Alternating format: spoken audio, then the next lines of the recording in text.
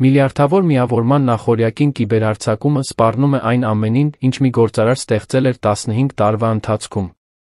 Երբ ամեն ինչ թվում է կորած, 12-ամյա մի աղջիկ հայտնվում է ոչ մի տեղից, պլանշետը ձեռքին անսպասելի հարցով.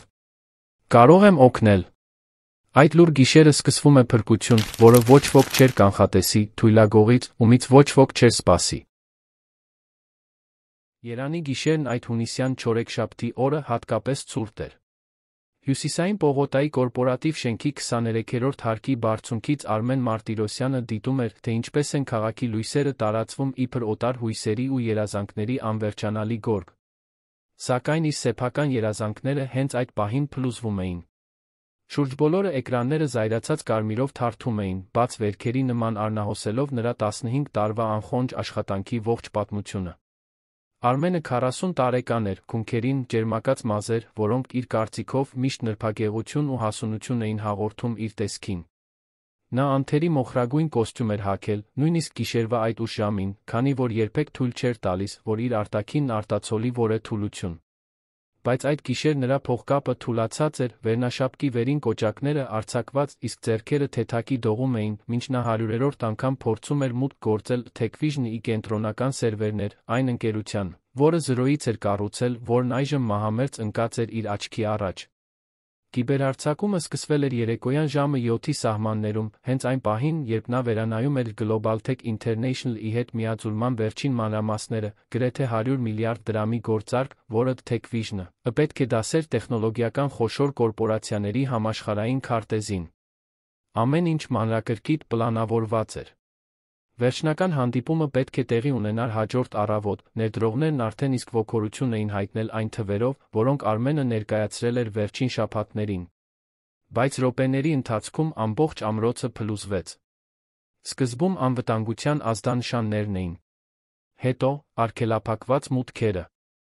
Այնուհետ, կարևորագույն ֆայլերն սկսեցին անհետանալ արի տակ հալվող մառախուղի պես։ Արմենը կանչեց տեղեկատվական տեխնոլոգիաների ողջ թիմին։ Նրանք վազելով եկան։ Ամեն ինչ փորձեցին։ Ոչինչ չօգնեց։ Հարձակվողները պրոֆեսիոնալներ էին, գիտեին յուրաքանչյուր բաց թողում, յուրաքանչյուր խոցելի կետ։ Կարծես ունենային ընկերության թվային ենթակառուցվածքի ամբողջական քարտեզը։ Երեկոյան ժամը 10-ի սահմաններում, ժամեր տաց անհաջող փորձերից հետո, Արմենը բոլորին բաց թողեց։ Անիմաստ էր։ Վնասն արդեն հասցված էր։ Այժմ, մենակ իր ընդարձակ ու սառը գրասենյակում, նա խորասուզվեց ներկրված կաշվե բազկաթոռի մեջ զգաց, թե ինչպես է պարտության ծանրությունը ջզվում իր կուրծքը։ Այս ընկերությունն այն ամենն էր, ինչ նա ուներ։ 3 տարի առաջ Մարիամի հետ բուռն ամուսնալուծությունից հետո Techvision-ը դարձել էր նրա միակ ընտանիքը, նրա միակ նպատակը։ Մարիամը միշտ բողոքում էր, որ նա ընկերությունն ավելի շատ է սիրում, քան իրեն։ Թերս ճիշտ էր։ Իսկ հիմա, նույնիսկ ընկերությունն իրեն չէր մնացել։ Մտածեց իր որդու, Դավիթի մասին, ով մոր հետ ապրում էր կենտրոնի մի բնակարանում, ում նա տեսնում էր միայն յուրաքանչյուր երկրորդ հանգստյան օրերին։ 16-ամյա տղան նրան նայում էր հարգանքի հեռավորության խառնուրդով, կարծես Արմենն ավելի շատ հայտնի գործադիր տնօրեն լիներ, քան հայր։ Քանի անգամ էր չեղարկել զբոսանքները հանդիպումների պատճառով։ Քանի դպրոցական միջոցառում էր բաց թողել, որովհետև արտադրանքի շնորհանդես կար։ Մեղքի զգացումը մշտական ուղեկից էր, բայց Արմենը միշտ համոզում էր ինքն իրեն, որ ժառանգություն է կառուցում, ամուր ապագա իր որդու համար։ Բայց ինչ ժառանգություն էր դա, եթե ամեն ինչ կարող էր անհետանալ մեկ գիշերվա մեջ։ Նա վեր կացավ, մոտեցավ պատուհանին։ Ներքում քաղաքն ապրում էր իր գիշերային առօրյայով։ Մեքենաները շտապ անցնում էին, մարդիկ տուն էին վերադառնում, բնակարանների լույսերը վառվում ու հանգչում էին։ Կյանքը շարունակվում էր, անտարբեր նրա հուսահատության հանդեպ։ Արմենը ճակատը հպեց սառը ապակուն փակեց աչքերը։ Փորձեց աղոթել մի բան, որ չէր արել մանկուց ի վեր, բայց բառերը չէին գալիս։ Միայն մի հսկայական դատարկություն։ Հենց այդ պահին լսեց թեթ, գրեթե աննկատ քայլեր, որոնք արձագանքում էին լուռ միջանցքում։ Արմենը շրջվեց, զգոն։ Այդ ժամին այդ հարկում ոչ ոք չպետք է լիներ։ Անվտանգության աշխատակիցները բարեկություն էին անում ստորին հարկերում, իսկ նա բոլոր աշխատակիցներին բաց էր թողել։ Ով կարող էր լինել։ Սիրտը սկսեց արագ բաբախել։ Արդյոք հարձակման հետ կապ ունեցող մեկն էր։ Որ է կորպորատիվ լրտես, որ եկել էր ավարտին հասցնելու գործը։ Նա դուրս եկավ գրասենյակից, քայլեց դատարկ աշխատասենյակների միջով, հետելով քայլերի ձայնին։ Արտակարգ լուսավորությունը տարօրինակ ստվերներ էր գցում սեղանների ու միջնապատերի մեջ։ Եվ հետո նրան տեսավ մի աղջիկ։ 12-13 տարեկանից ավելի չէր կարող լինել։ Հագին ուներ գունաթափ վարդագույն հուդի, ծնկի վրա պատրվածքով ջինսետաբատ, մաշված սպորտային կոշիկներ, մեջքին կրում էր դպրոցական պայուսակ։ Ձեռքերում պահում էր հին պլանշետ, որի պատյանը պատված էր գունավոր աստղիկների կպչուն պիտակներով։ Նա քայլում էր երեխաներին բնորոշ հետաքրքրասիրությամբ, նայելով համակարգիչների էկրաններին, պատերին փակցված նկարներին, դեկորատիվ բույսերին, որոնք մաքրության թիմը ջրում էր ամեն գիշեր։ Երբ նրանց հայացքները հանդիպեցին, աղջիկը կանգ առավ։ Արմենը նույնպես։ Երկար մի պահ նրանք պարզապես նայում էին միմյանց։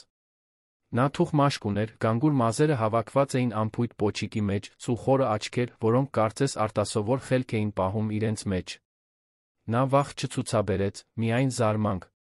Դու ո՞վ ես, աղջիկ, հարցրեց Արմենը, փորձելով խիստ հնչել, բայց չկարողանալով թաքցնել ձայնի հոգնածությունը։ Աղջիկը գծեց ստորին շուրթը, տատանվելով։ Ես Յասմինն եմ։ Մայրս այստեղ է աշխատում։ Նա մաքրուհի է։ Ես միշտ նրա հետ եմ գալիս, որովհետև գիշերը մենակ մնալու տեղ չունեմ։ Սովորաբար ներքում եմ մնում, ճաշարանում դասերս եմ անում։ Բայց այսօր շուտ վերջացրի ու որոշեցի մի պտույտ գալ։ Կներեք, չգիտեի, որ այստեղ մարդ կա։ Արմենը հոգոց հանեց։ Ոչ ոքի նախատելու էներգիա չուներ։ Ոչինչ։ Պարզապես վերադարձիր մորթ մոտ, լավ։ Այս ժամին այստեղ երեխաների տեղը չէ։ Յասմինը գլխով արեց, բայց չշարժվեց։ Նրա հայացքը սահեց դեպի Արմենի գրասենյակը, որտեղ էկրանները դեռ կարմիր էին փայլում ապակե դռան միջով։ Դուք խնդիրներ ունեք, ասաց նա։ Դա հարց չէր։ Դա փաստի արձանագրում էր։ Արմենը առանց հումորի ծիծաղեց։ Կարելի է այդպես ասել։ Բայց դա մի բան չէ, որով դու կարող ես օգնել։ Հիմա գնա, մինչ մայրդ անհանգստանա։ Աղջիկը մի քայլ արեց դեպի գրասենյակ, լիովին անտեսելով նրա հրահանգը։ Ես համակարգիչներից հասկանում եմ, ասաց նա այդ տարիքի մեկի համար գրեթե զավեշտական լրջությամբ։ Կարող եմ մի հայացք գցել։ Արմենը պատրաստվում էր մերժել։ Պատրաստվում էր ասել, որ դա անհեթեթություն է, որ նա ընդամենը երեխա է, որ Երանի տեղեկատվական անվտանգության լավագույն մասնագետները չկարողացան լուծել խնդիրը։ Բայց նրա արտահայտության մեջ ինչ-որ բան կանգնեցրեց նրան։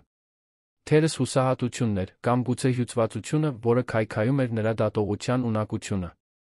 Նա պարզապես ուսերը թոթվեց, վերադարձավ գրասենյակ, հետից Յասմինի փոքրիկ կերպարը։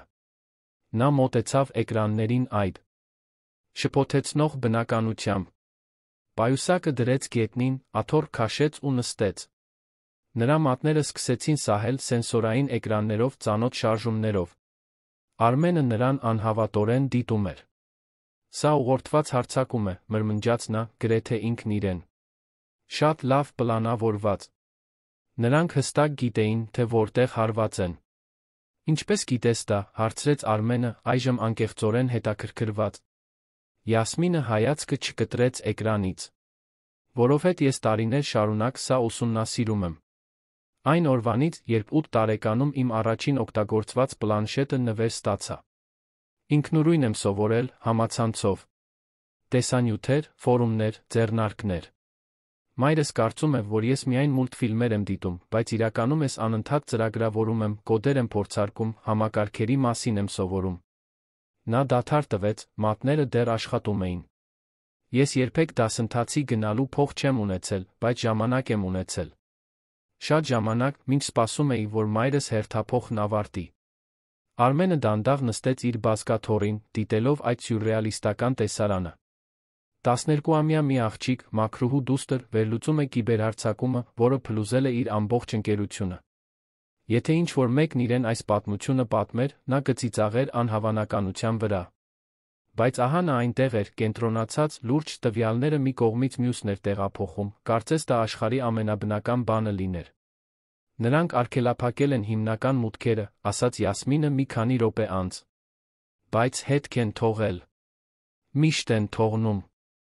Նա իր սեփական պլանշետը միացրեց համակարգին, մուտքագրելով հրամաններ, որոնք Արմենը հազիվ էր հասկանում։ Կփորձեմ հետել հարձակման աղբյուրին։ Եթե կարողանամ բացահայտել օրինաչափությունը, կարող եմ բացթողում գտնել։ Արմենը ուզում էր ասել, որ դա անհնար է, որ իր ամբողջ թիմը փորձել ձախողվել է։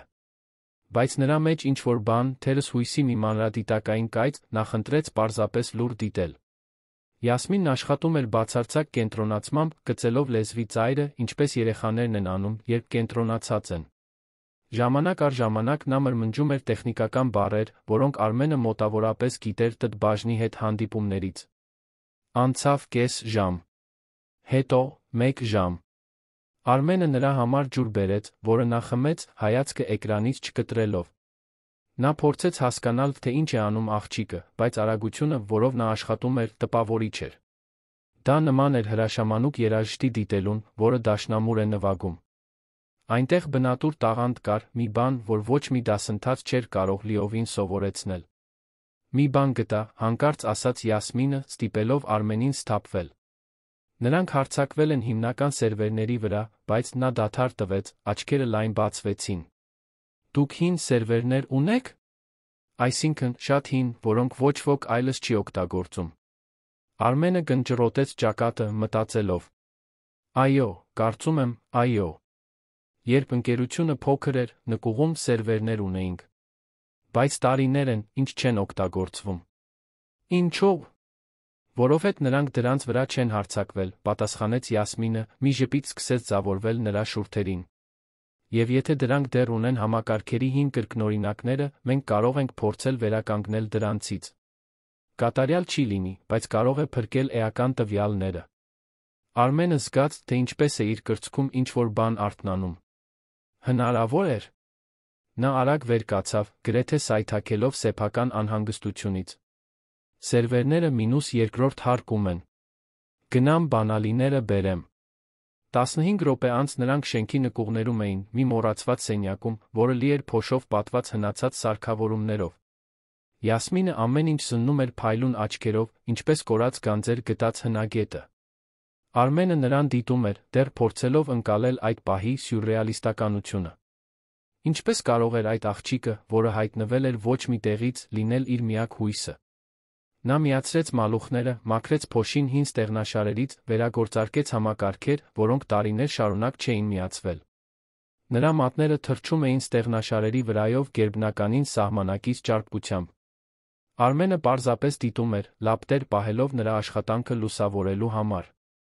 Ինչ-որ պահի նկատեց, որ նորից աղոթում է։ Եվ այս անգամ բառերը գալիս էին։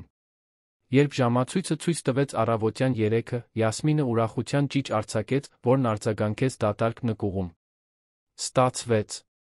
Տվյալներն այստեղ են։ Հիմա կսկսեմ վերականգնումը, բայց մի քանի ժամ կտի։ Արմենը զգաց, որ ոտքերը դողում են։ Նստեց սառը բետոնե հատակին, մեջքով հենվելով պատին, ձեռքերով ծածկեց դեմքը։ Չլացեց, բայց մոտ էր։ Յասմինը շարունակեց աշխատել, նրա փոքրիկ կերպարը լուսավորված էր հին մոնիտորների կապտավուն փայլով։ Առավոտյան ժամը 6-ին, երբ արի առաջին ճառագայթները սկսեցին ներկել Երանի երկինքը, Յասմինը հայտարարեց, որ վերականգնումն ավարտված է։ Տվյալների 80%-ը վերականգնվել էր։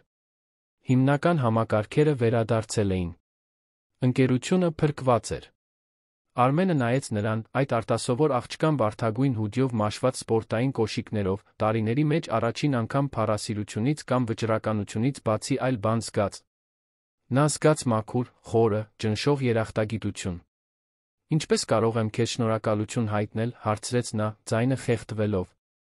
Յասմինը ուսերը թոթվեց, պլանշետը պայուսակի մեջ դնելով։ Պետք չէ ինձ շնորհակալություն հայտնել։ Ես պարզապես օգնեցի, որովհետև դուք տխուր էիք։ Եվ որովհետև սիրում եմ խնդիրներ լուծել։ Արմենը ծնկի իջավ նրա դիմաց, հասնելով նրա աչքերի բարձրությանը։ Յասմին, այն, ինչ դու այսօր այստեղ արեցիր, փրկեց շատ ավելին, քան մի ընկերություն։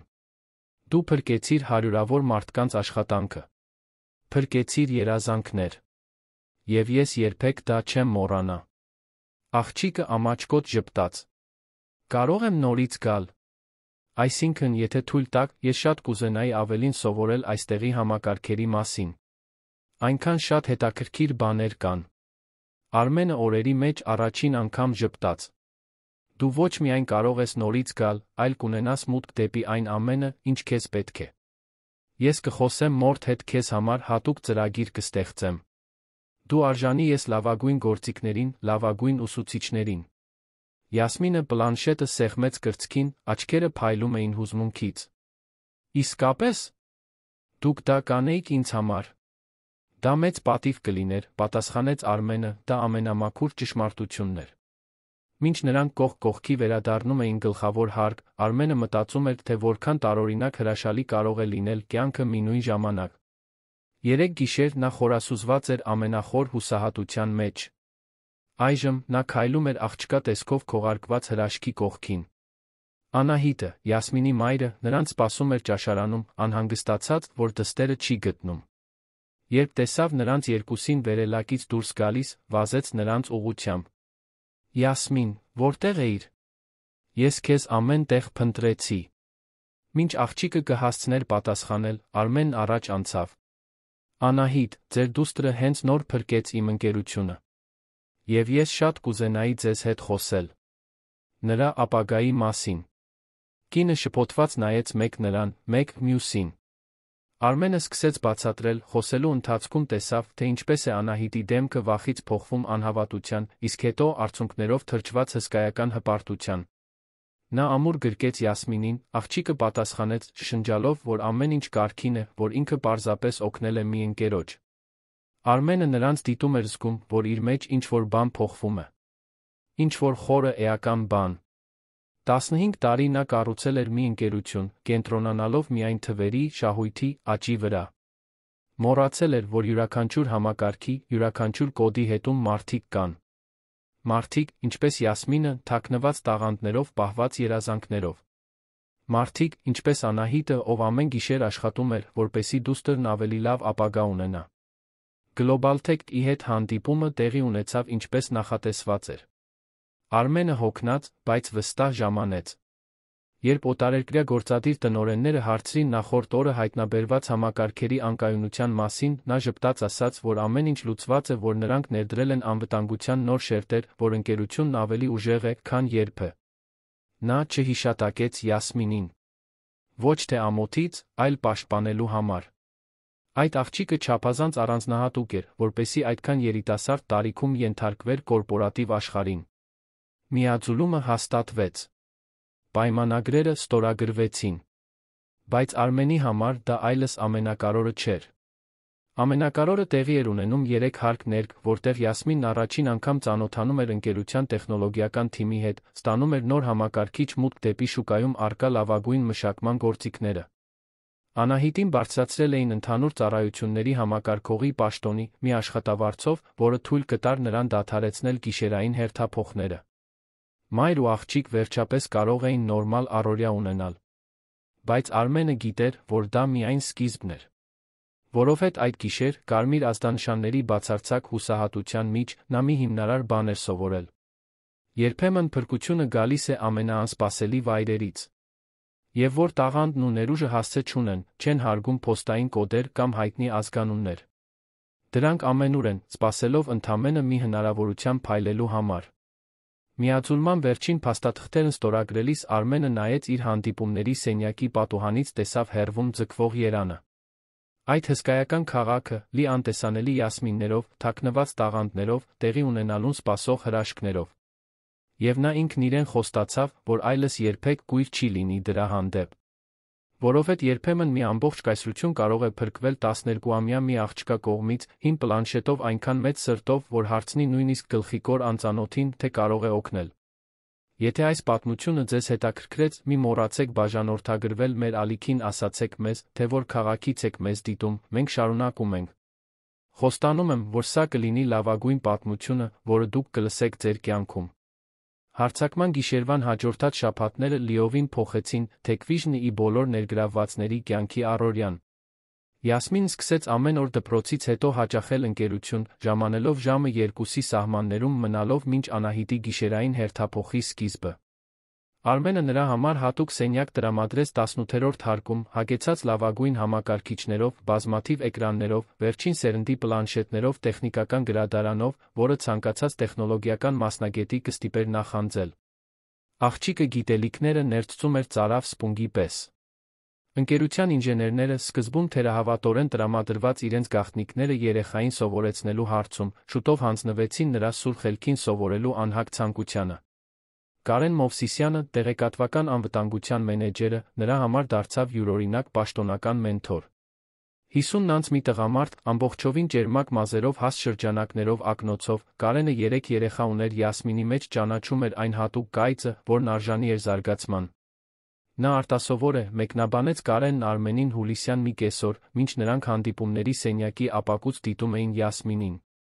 Երբեք չեմ տեսել, որ որը մեկն այդքան արագ սովորի։ Երբեմն մոռանում եմ, որ 12-ամյա աղջկա հետ եմ գործ ունենում։ Արմենը հայրական հպարտությամբ ժպտաց։ Ինքն էլ էր Յասմինի հանդեպ խորը ջերմություն զարգացրել, տարբերվող այն ամենից, ինչ զգում էր իր որդու Դավիթի հանդեպ։ Երիտասարդի հետ միշտ կար այդ թաքնված լարվածությունը, տարիների բացակայությամբ կառուցված հուզական հեռավորությունը։ Յասմինի հետ ամեն ինչ ավելի պարզ էր, ավելի մաքուր։ Նա հիանում էր իրենով առանց վիրավորանքների, ինքը կարող էր առատաձեռն լինել առանց մեղքի զգացման։ Բայց Tech-Vision-ում ամեն ինչ ծաղիկներով պատված չէր։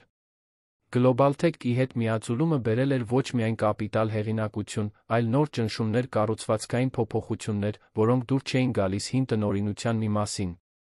Հատկապես երկու գործադիր տնօրեններ աճող դժգոհություն էին ցուցաբերում ընկերության ուղղության վերաբերյալ։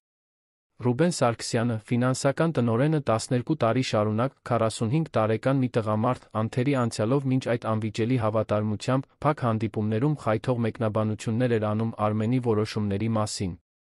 Հասմիկ Վարդանյանը, գործառնությունների գծով փոխնախագահը շատերի կողմից ընկերության երկրորդ դեմքը համարվող, նույնպես դժգոհության նշաններ էր ցույց տալիս, թե ավելի նուրբ հաշվարկված ձով։ Արմենը նկատում էր այդ լարվածությունները, բայց դրանց մեծ կարևորություն չէր տալիս։ Փոփոխությունները միշտ դիմադրություն են առաջացնում։ Ժամանակի ընթացքում բոլորը կհարմարվեն։ Կամ այդպես էր նա կարծում։ Այն, ինչ Արմենը չգիտեր, այն էր, որ 3 հարկ ներք Յասմինն սկսել էր նկատել շատ ավելի անհանգստացնող բան, քան պարզապես դիմադրություն փոփոխություններին։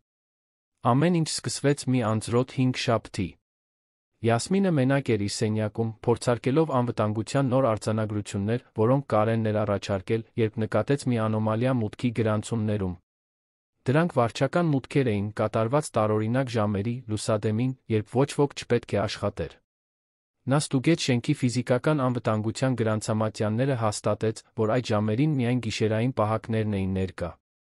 Ինչ-որ մեկը հեռակա կարգով էր մուտք գործում համակարգ, բայց օգտագործելով վավեր ադմինիստրատորի հավատարմագրեր։ Սկզբում Յասմինը մտածեց, որ դա կարող է պլանավորված սպասարկում լինել։ Բայց որքան շատ էր հետաքննում, այնքան ավելի տարօրինակ էր դառնում։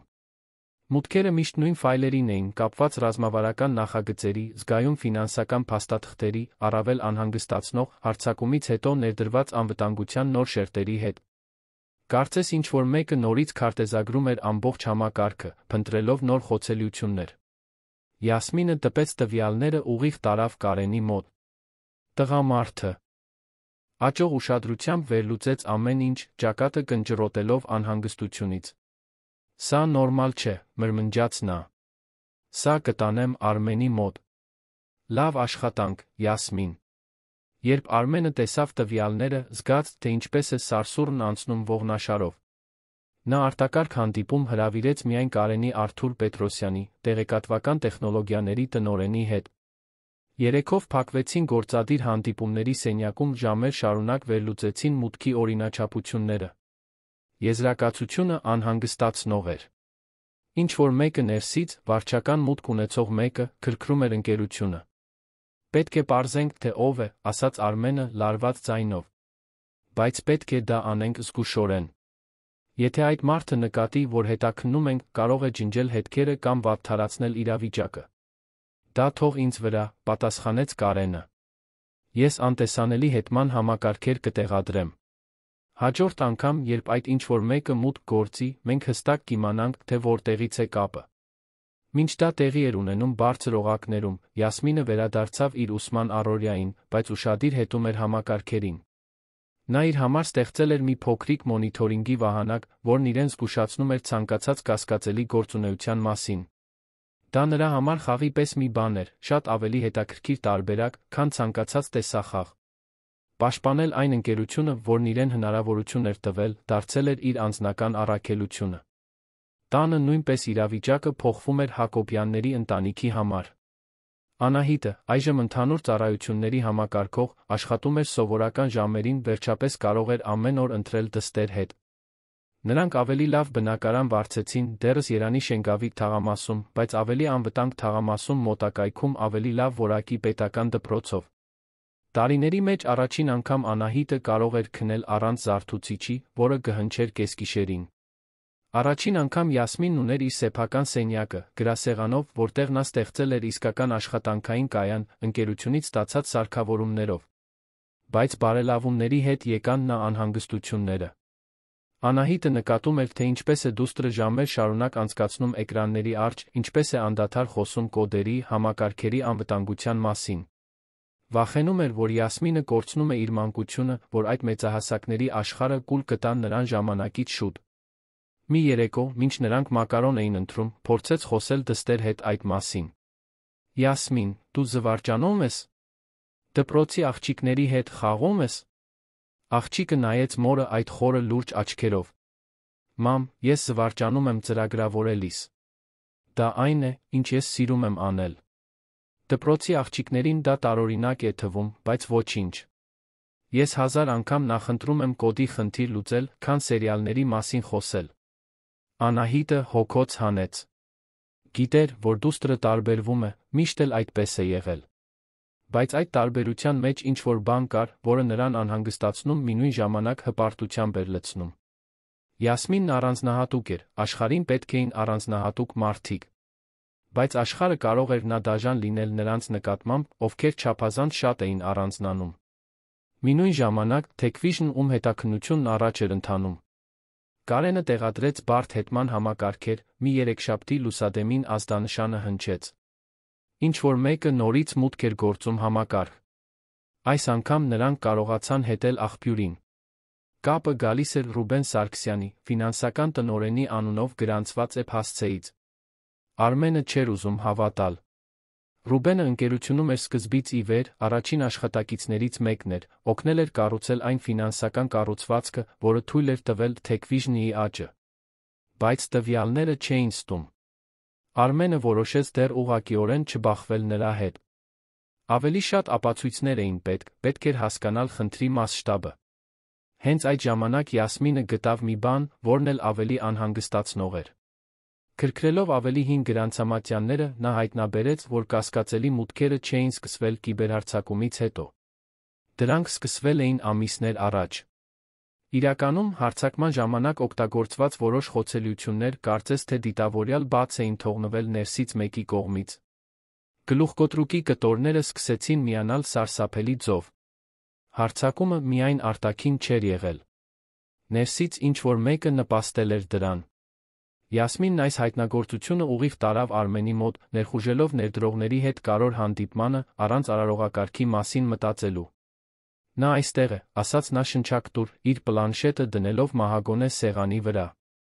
Ով նպաստել է հարձակմանը, այստեղ է, ներսում, սկսել է ամիսներ առաջ։ Արմենը ներողություն խնդրեց ներդրողներից չեղարկեց հանդիպումը։ Նա Յասմինին տարավ իր սենյակ աճող ուշադրությամբ ու եռացող զայրույթով լսեց նրա ներկայացրած յուրաքանչյուր մանրամասն։ Դա այլս պարզապես չարտոնված մուտք չէր։ Դա պլանավորված դիվերսիա էր, կանխամտածված դավաճանություն։ Ինչ-որ մեկը փորձել էր ոչնչացնել ընկերությունը ներսից։ Այդ գիշեր Արմենը չկարողացավ քնել։ Քայլում էր իր արաբկիրի բնակարանում մի մինիմալիստական սառը տարածքում, որն արտացոլում էր նրա դատարկ անձնական կյանքը։ Մտածեց զանգել Մարիամին, իր նախկին կնոջը, բայց ինչի՞։ Համար։ Նա արդեն այնքան անգամ էր ասել, որ ինքը միայն ընկերության մասին է մտածում, որի վիճակի չէ վստահել իր շրջապատի մարդկանց։ Թերս ճիշտ էր։ Թերս հաջողության հասնելու իր կույր մոլուցքը նրան խոցելի էր դարձրել հենց այնտեղ, որտեղ ամենից շատ պետք է ուժեղ լիներ։ Ո՞ւմ վստահել։ Հաջորդ առավոտ Արմենը առանձին հանդիպում նշանակեց Ռուբեն Սարգսյանի հետ։ Ֆինանսական տնօրենը ժամանեց ճիշտ ժամանակին, ինչպես միշտ անթերի իր մուգ կապույտ կոստյումով, ձեռքին կաշվե պայուսակ։ Նա ողջունեց Արմենին նույն սիրալիր ժպիտով նստեց սեղանի դիմացի աթոռին։ Ռուբեն, մենք պետք է լուրջ բանի մասին խոսենք, սկսեց Արմենը, ուսումնասիրելով իր դիմաց նստած մարդու դեմքը։ Մենք չարտոնված մուտքեր ենք հայտնաբերել համակարգ։ Հետել ենք աղբյուրին։ Դրանք եկել են քո էպից։ Ռուբենի ժպիտը մի ակնթարթ տատանվեց։ Սխալմունք պետք է լինի։ Թերս ինչ-որ մեկը կլոնավորել է իմ հավատարմագրերը։ Գիտես, թե ինչպես են լինում այդպիսի բաները։ Սխալմունք չէ, հակադարձեց Արմենը, ձայնը դառնալով ավելի հաստատուն։ Եվ դրանք միայն վերջին մուտքերը չեն։ Ամիսներ շարունակ դու քրքրում ես գաղտնի ֆայլեր, ռազմավարական փաստաթղթեր։ Եվ ապացույցներ կան, որ դու կարող էիր նպաստել այն հարձակմանը, որը գրեթե ոչնչացրեց այս ընկերությունը։ Հաջորդած լռությունը խիտ էր, ծանր։ Ռուբենը նայեց նրան, նրա դեմքին ինչ-որ բան փոխվեց։ Սիրալիրության դիմակն ընկավ, բացահայտելով տակից ինչ-որ ավելի մութ բան։ Դու ոչինչ չես հասկանում, Արմեն։ Ես 12 տարի կառուցել եմ այս ընկերությունը քո կողքին։ 12 տարի։ Եվ երբ վերջապես հաջողության ենք հասնում, դու որոշում ես ամեն ինչ վաճառել մի օտարերկրյա կորպորացիայի, ջրել այն, ինչ կառուցել ենք, մեր ընկերությունը դարձնել ընդամենը մեկ այլ դուստր։ Ձեռնարկություն։ Արմենը զգաց, թե ինչպես է զայրույթը բարձրանում։ Միաձուլումը լավագույն ռազմավարական որոշումն էր։ Դու դա գիտես։ Ումի համար, Արմեն։ Քեզ համար։ Ներդրողների համար։ Իսկ մենք, ովքեր այստեղ ենք եղել սկզբից ի վեր, ինչ ենք ստանում։ Գեղեցիկ տիտղոսներ աշխատավարձեր, որոնք չեն փոխվում, մինչ դու միլիարդների պայմանագրեր ես ստորագրում։ Ռուբենը վեր կացավ, ձեռքերը հենելով սեղանին։ Ես ավելիին էի արժանի։ Մենք ավելիին էինք արժանի։ Ուրեմն դու որոշեցիր ամեն ինչ սաբոտաժի ենթարկել։ Ոչնչացնել այն, ինչ օգնել ես կառուցել։ Ռուբենը ծիծաղեց, դառը ձայնով։ Ես չեմ սաբոտաժի ենթարկել։ Պարզապես դռներ եմ բացել նրանց համար, ովքեր կարող էին գնահատել իմ գիտելիքները։ Կան ընկերություններ, որոնք հարստություններ կվճարեին թեկվիժնի գաղտնիքների համար։ Ես պարզապես ապահովում էի իմ ապագան, քանի որ դու ակնհայտորեն դրա մասին չէիր մտածում։ Արմենը ճնշող հիասթափություն զգաց։ Դա միայն մասնագիտական դավաճանություն չէր։ Անձնական էր։ Նա Ռուբենին ընկեր էր համարում, թե նրանք երբեք մտերիմ չէին եղել աշխատանքային միջավայրից դուրս։ Դու ազատված ես աշխատանքից, ասաց նա, ձայնը զսպված, չնայած ներքին փոթորկին։ Եվ ես կձեռնարկեմ բոլոր համապատասխան միջոցները։ Հիմա դուրս արի այստեղից։ Ռուբենը վերցրեց իր պայուսակը, քայլեց դեպի դուռը։ Դուրս գալուց առաջ վերջին անգամ շրջվեց։ Դու փոխվել ես, Արմեն։ Կամ թերս միշտ էլ այդպիսին ես եղել, ես պարզապես չեմ ուզեցել տեսնել։ Այնքան կենտրոնացած էիր աճելու վրա, որ մոռացար կողքերիդ նայել, գնահատել նրանց, ովքեր քեզ հետ էին։ Զարմանալի չէ, որ նույնիսկ ընտանիքդ է քեզ լքել։ Դուռը փակվեց վերջնական կտտոցով։ Արմենը մենակ մնաց, Ռուբենի խոսքերն արձագանքում էին նրա մտքում, որպես չափազանց ճշմարիտ մեղադրանքներ, որոնք անտեսելն անհնար էր։ Նա խորասուզվեց իր աթոռի մեջ մի քանի շաբաթվա ընթացքում երկրորդ անգամ զգաց մենության ճնշող ծանրությունը։ Բայց ինքնախղճահարության ժամանակ չկար։ Եթե Ռուբենը խնդրի միայն մի մասն էր, ուրիշ ով էր ներգրավված։ Արմենը նորից կանչեց Կարենին Արթուրին։ Պետք էր քրքրել ամեն ինչ, հետաքննել բոլոր կասկածելի մուտքերը, բացահայտել հնարավոր հանցակիցներին։ Որսը շարունակվում էր։ Յասմինը, իմանալով Ռուբենի հետ առճակատման մասին, զգաց թեթացման անհանգստության խառնուրդ։ Հենց ինքն էր հայտնաբերել ապացույցները։ Արդյոք իր մեղքով կլիներ, եթե ավելի շատ մարդիկ ազատվեին աշխատանքից։ Կարենը նկատեց նրա անհանգստությունը, նստեց նրա կողքին այն փոքրիկ սենյակում, որը դարձել էր նրա սրբավայրը։ Յասմին, դու ճիշտ բան ես արել։ Ճշմարտությունը պաշտպանելը միշտ ճիշտ ուղին է, նույնիսկ երբ դա ցավեցնում է։ Բայց եթե ես ոչնչացնեմ մարդկանց կյանքերը, եթե նրանք ընտանիքներ ունեն։ Կարենը հոգոց հանեց։ Նրանց ընտրություններն են ոչնչացրել իրենց կյանքը։ Դու պարզապես ճշմարտությունը բացահայտեցիր։ Երբեք քեզ դրա համար մի մեղադրիր։ Այդ գիշեր, մինչ Յասմինը մոր հետ տուն էր վերադառնում, նա մեքենայի պատուհանից նայեց երանի լույսերին, մտածեց, թե որքան բարդ է կյանքը։ Մի քանի շաբաթ առաջ նրա ամենամեծ անհանգստությունը մաթեմատիկայի տնային աշխատանքն ավարտելն էր, մինչ մոր հերթափոխը կսկսվեր։ Այժմ նա կորպորատիվ հետաքննության կենտրոնում էր, բացահայտելով դավաճանություններ, գաղտնիքներ։ Դա մինույն ժամանակ հուզիչ էր, սարսափելի։ Վերադառնալով Techvision հետաքննությունը բացահայտեց մի բան, որն էլ ավելի ցնցող էր։ Ռուբենը մենակ չէր աշխատում։ Ներգրավված էր մեկ այլ մարդ, որն էլ ավելի մոտ էր Արմենին։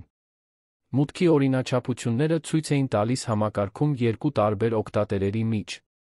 Եվ երբ նրանք հետեցին երկրորդ հավատարմագրերի խմբին, հայտնված անունը ստիպեց Արմենին զգալ, թե ինչպես է գետինը փախչում իր ոտքերի տակից։ Հասմիկ Վարդանյան։ Նրա փոխնախագահը։ Այն կինը, ում վստահում էր ընկերությունը ղեկավարել, երբ ինքը գործուղումների մեջ էր։ Այն փայլուն մասնագետը, ում բոլորը հիանում էին։ Նա նույնպես ներգրավված էր։ Արմենը չէր ուզում հավատալ, բայց Յասմինը մի հնարամիտ սխեմա էր մշակել։ Նա ստեղծել էր թվային թակարդ, համակարգում կեղծ խոցելիություն, որը կնկատեր միայն նա, ով ակտիվորեն փնտրում է բացթողումներ։ Եվ հաջորդ լուսադեմին ինչ-որ մեկը կերավ խայծը։ Հասմիկ Վարդանյանը մուտք գործեց հենց այդ խոցելի կետ, հաստատելով, որ միայն Ռուբենը չէր գործում։ Հասմիկի հետ առճակատումը տարբեր էր։ Նա չժխտեց, չբորբոքվեց։ Պարզապես խոստովանեց ամեն ինչ անհանգստացնող հանգստությամբ։ Նստած նույն աթոռին, որտեղ օրեր առաջ Ռուբենն էր, նա նայեց Արմենի աչքերին, խոսեց դաժան ազնվությամբ։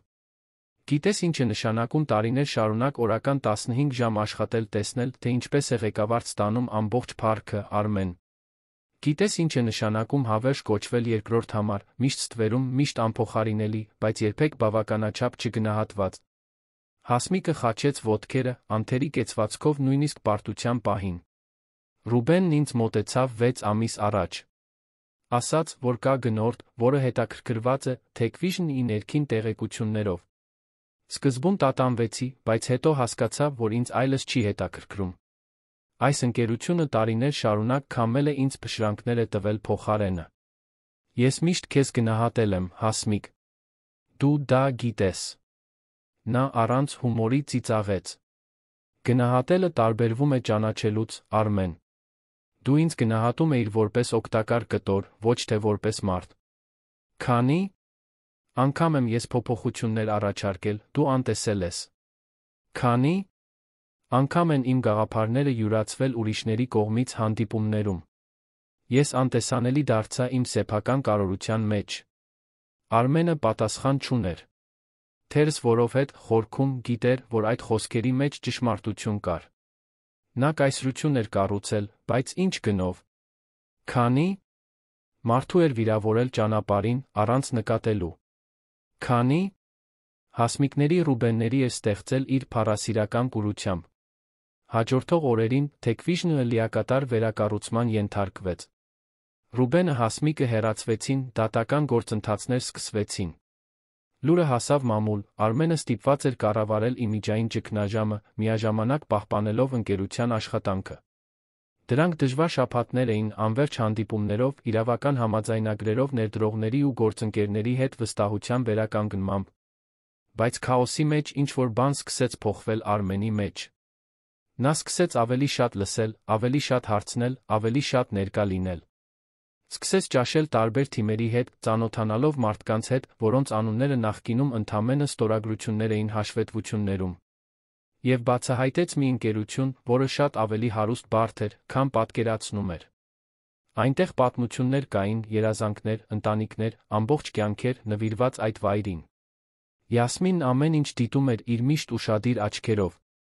Տեսնում էր, թե ինչպես է Արմենը փոխվում, դառնում ավելի մարդկային, ավելի մատչելի։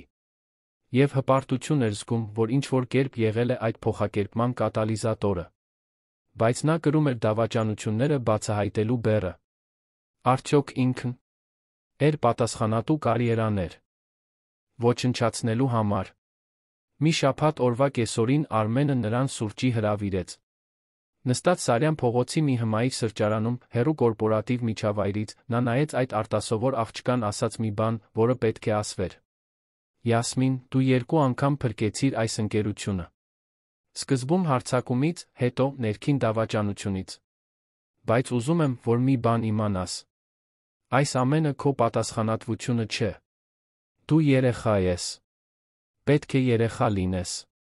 Պետք է խաղաս, սովորես բաներ, որոնք կոդեր չեն, ընկերուհիներ ունենաս, ապրես կյանքը»։ Յասմինը խառնեց տաք շոկոլադը, մտախոհ. «Ես գիտեմ, որ տարբերվում եմ, պարոն Արմեն։ Մյուս աղջիկները չեն հասկանում, թե ես ինչ եմ սիրում, դա նորմալ է։ Ես երջանիկ եմ իմ ձով։ Բայց շնորհակալություն, որ անհանգստանում եք»։ Արմենը քնքշորեն ժպտաց. «Դու ինձ հիշեցնում ես, թե ինչու եմ այս ամենն անում։ Ոչ թե թվերի կամ հեղինակության համար, այլ ստեղծելու մի բան, որը տարբերություն կբերի մարդկանց կյանքում։ Մի բան, որը հնարավորություններ կտա նրանց, ովքեր արժանի են։ Քեզ պես»։ Տուն վերադառնալիս Արմենը նայեց դրսի երանին, մտածեց այն ամենի մասին, ինչ տեղի էր ունեցել վերջին շաբաթներին։ Գրեթե կորցրել էր ամեն ինչ, բացահայտել ցավոտ դավաճանություններ, բախվել իր մասին անհարմար ճշմարտությունների հետ։ Բայց նա գտել էր մի թանկ բան, որը կարծում էր, թե կորցրել է։ Գտել էր իրական նպատակ։ Եվ գտել էր 12-ամյա աղջկա անհավանական կերպարում, հիշեցումն այն մասին, որ հրաշքները գոյություն ունեն ամենաանսպասելի վայրերում։ Օգոստոսը երան բերեց սաստիկ ցուրտ, այնպիսի ցուրտ, որը թափանցում է ոսկորների մեջ, ստիպում մարդկանց գծկվել ծանր վերարկուների մեջ։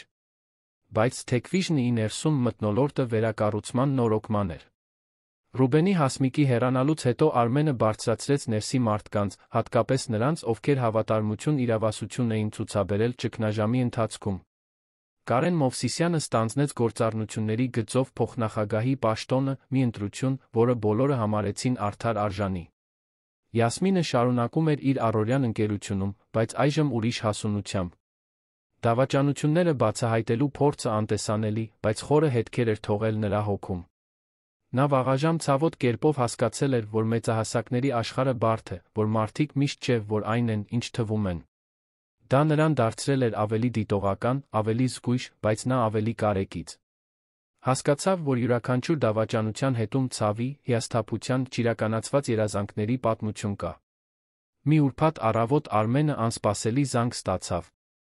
Դավիթն էր, իր որդին, խնդրում էր իր հետ ճաշել։ Սովորաբար Արմենն էր կապի նախաձեռնողը, հիմնականում կարճ հաղորդագրությունների շաբաթներ առաջ պլանավորված հանդիպումների միջոցով։ Որ 16-ամյա տղան ինքնուրույն զանգահարեր, բավականաչափ անսովոր էր, որպեսզի նրան անհանգստացներ։ Նրանք հանդիպեցին կենտրոնի մի ճապոնական ռեստորանում, որը Դավիթն էր ընտրել։ Տղան ճիշտ ժամանակին ժամանեց, գլխարկի տակից խառնված մազեր, վզին կախված ականջակալներ, դեռահասին բնորոշ կեցվածք, որը փորձում էր անտարբեր ելալ շրջապատող աշխարհի նկատմամբ։ Բայց Արմենը որդու աչքերում ինչ-որ տարբեր բան նկատեց։ Մի լրջություն, որը սովորաբար այնտեղ չէր լինում։ «Ամեն ինչ կարգին է, որդիս», հարցրեց Արմենը, երբ պատվիրեցին ուտելիքը։ Դավիթը խաղում էր փայտիկներով, խուսափելով հոր հայացքից։ Համացանցում տեսա, թե ինչ է պատահել քո ընկերությունում։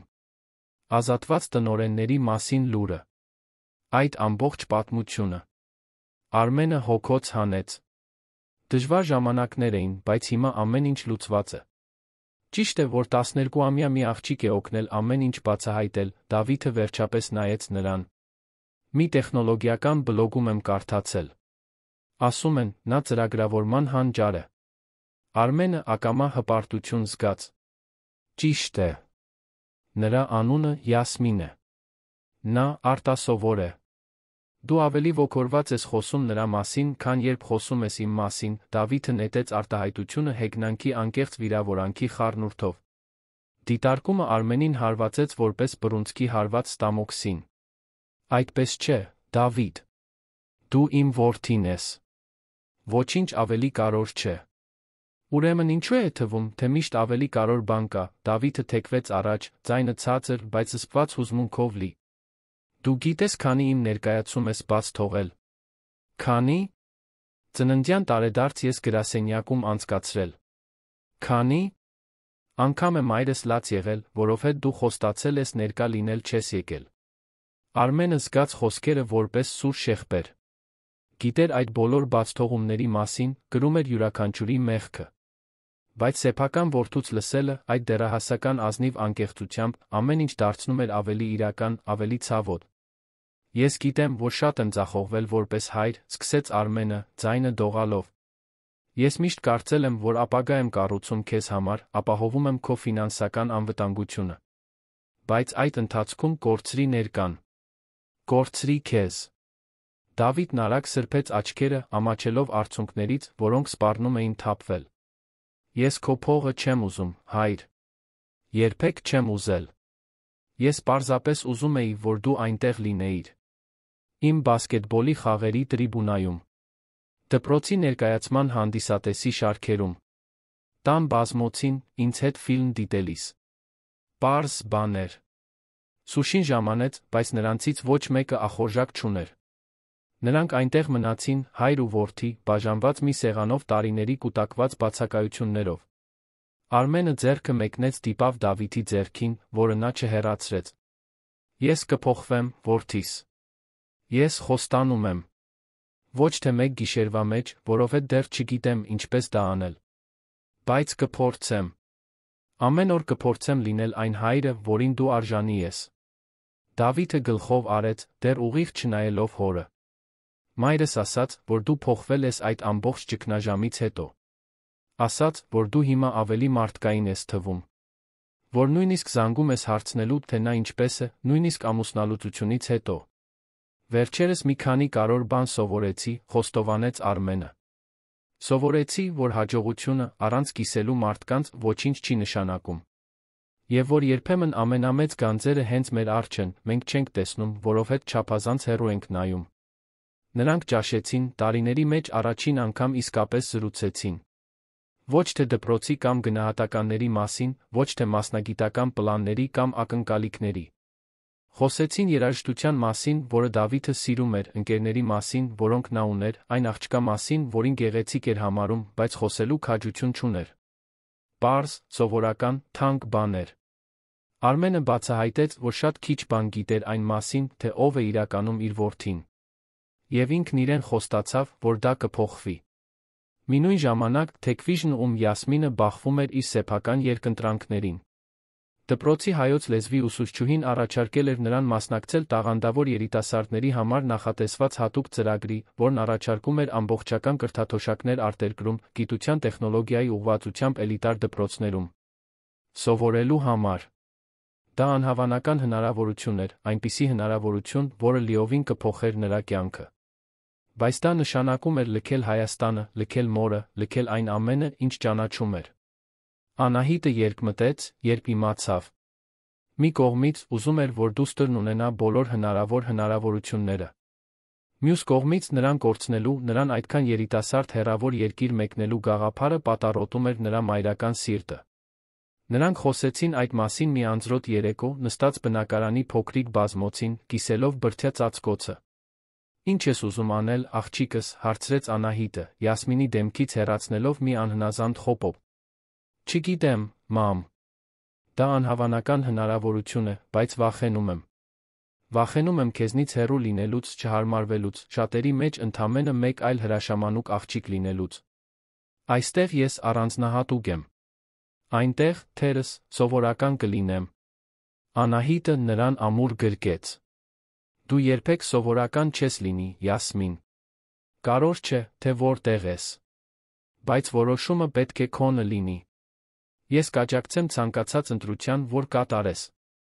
Յասմինը կասկածը տարավ Արմենի մոտ մի քանի օր անց։ Նրանք քայլում էին հաղթանակի զբոսայգում մի շաբաթ առավոտ, մի գործունեություն, որը վերջին շաբաթներին ծես էր դարձել։ Արմենն ուշադիր լսեց, մինչ նա ներկայացնում էր իր վախերն ու հույսերը։ Գիտես որն է հարցը, Յասմին, ասաց նա երկար լռությունից հետո։ Կատարյալ որոշում գոյություն չունի։ Ցանկացած ընտրություն կունենա շահումներ կորուստներ։ Իրական հարցն այն է, թե ինչի համար ավելի շատ կզղջաս, որ չես արել։ Յասմինը մի քար հրեց ճանապարհին, մտախոհ։ Վախենում եմ, որ երկու կողմից էլ կզղջամ։ Գնալու կորած զգալու համար։ Մնալու մտածելու համար, թե ինչպես կլիներ։ Ուրեմն թերս, պատասխանը գնալու կամ մնալու մեջ չէ, այլ նրա մեջ, թե ինչ ես ուզում կառուցել։ Դու ուզում ես միջազգային կարիերա կառուցել։ Թե ուզում ես ինչ-որ բան կառուցել այստեղ, Հայաստանում, թերս օգնել քեզ նման այլ երեխաների ունենալ նույն հնարավորությունները։ Յասմինի աչքերը փայլեցին։ Երբեք այդ տեսանկյունից չէի մտածել։ Դու 12 տարեկան ես, Յասմին։ Պարտավոր չես հիմա բոլոր պատասխաններն ունենալ։ Բայց կարող ես սկսել ցանել այն սերմերը, ինչ ուզում ես հնձել ապագայում։